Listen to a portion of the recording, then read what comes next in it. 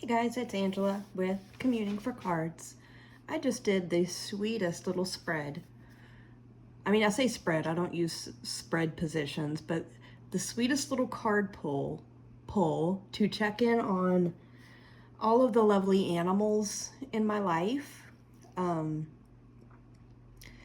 have 3 kitty cats that live inside with me, and outside all of the neighborhood cats have spoken about me. They've all gossiped, and so I'm the crazy cat lady, and I'm the one who will feed any kitty who needs it and give them cuddles and beds and whatever they want. So they've all heard of me, and so yeah, there are a lot. But anyway, they're lovely little kids. So there was a day last week, I want to say, yeah, it was late last week when somebody's dogs had gotten loose and were running amok through the neighborhood and just terrorizing other people's pets and children, and there was property damage, and it was like a whole thing. And luckily I happened to be home and like hear the ruckus, so I was able to get outside and chase them away from my property. And also I was able to post on social media, like a local group, to let people know that these dogs were running amok, and somebody should probably try to find them and take them home. Anyway, so luckily none of my kitty cat babies were harmed. They were all scared, but no one was harmed or injured. I was able to find them as they fled, and there were 3 of them that were way up high in a tree, and it took me a while to coax them down, but anywho, that disturbed me quite a bit. So since then, I mean, I've always worried,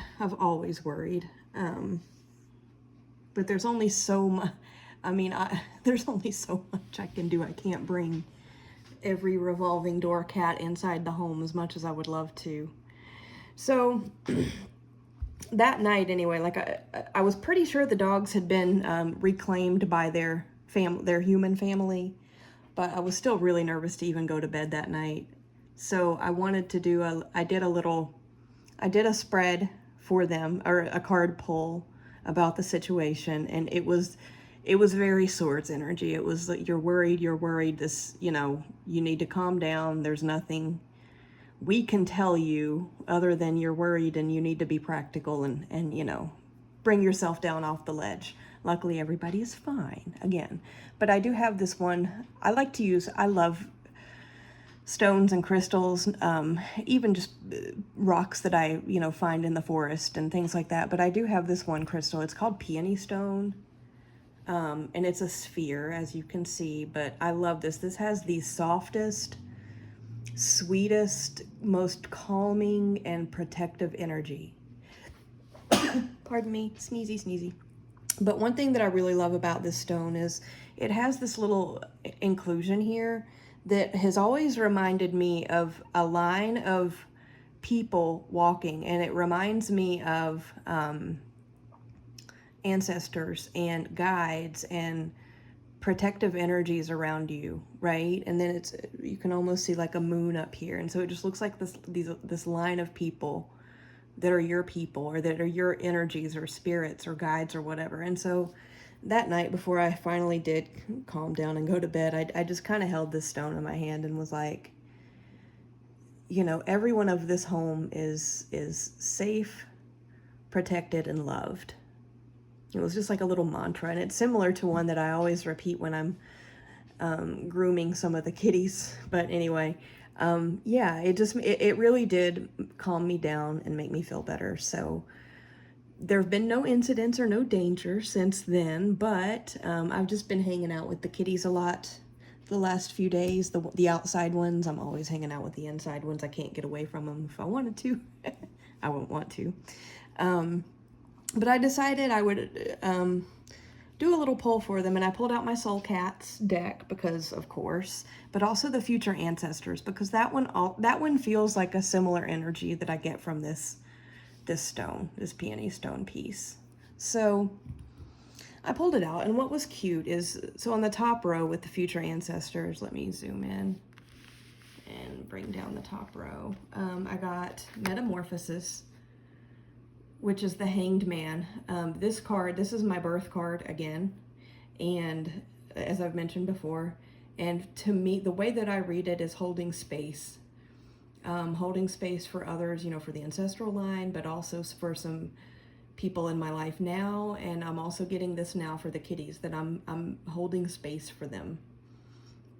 Not going to get too much further into that one because it'll turn into a huge ramble, but then look at these little details down here. It reminds me of, especially this one in the middle, reminds me of that stone, which is, you know, a black stone with white markings, with like a line of your guides or your ancestors walking, right? And this just made me feel so good. And the figure in this card, the way that it's depicted in this deck, which is absolutely beautiful, it's like a figure wrapped in a blanket, and it just reminded me of being protected and kind of being cozy and feeling like you're all I don't know. I want all the animals that I love to feel this way. The next one that I got is the Listener of Seeds, which is the Queen of Cups in this deck.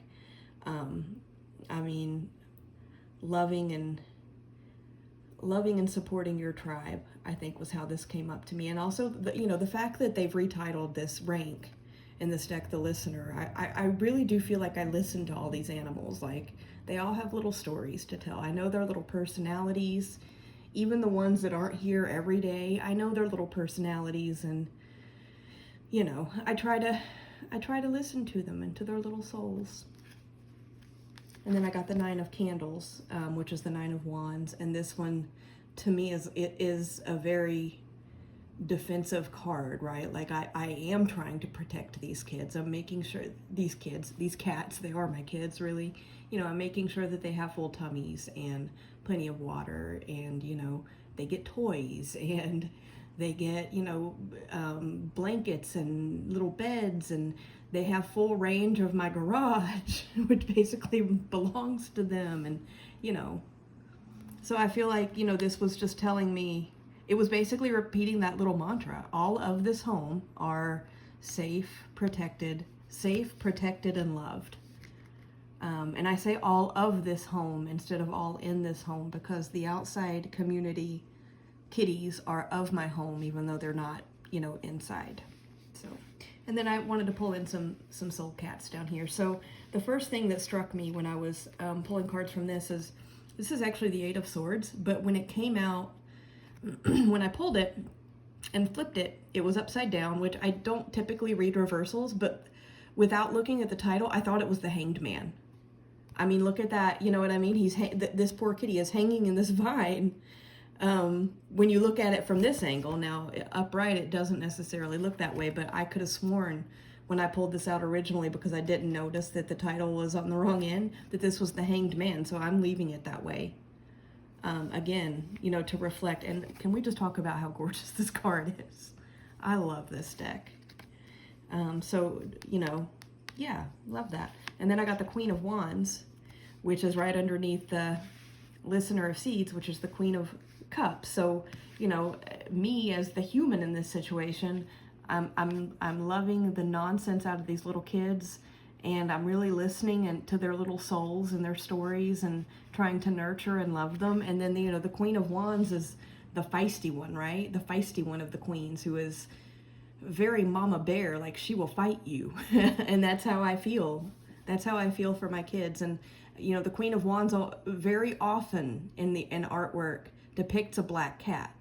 Several of the outside kitties are black cats, and they're absolutely beautiful. And so, you know, I'm their mama bear, kind of, right? I'm their mama bear, but I'm also like their grandma, listening to them and hugging them and making them catnip tea. And then the last one from the soul cats was the Three of Cups.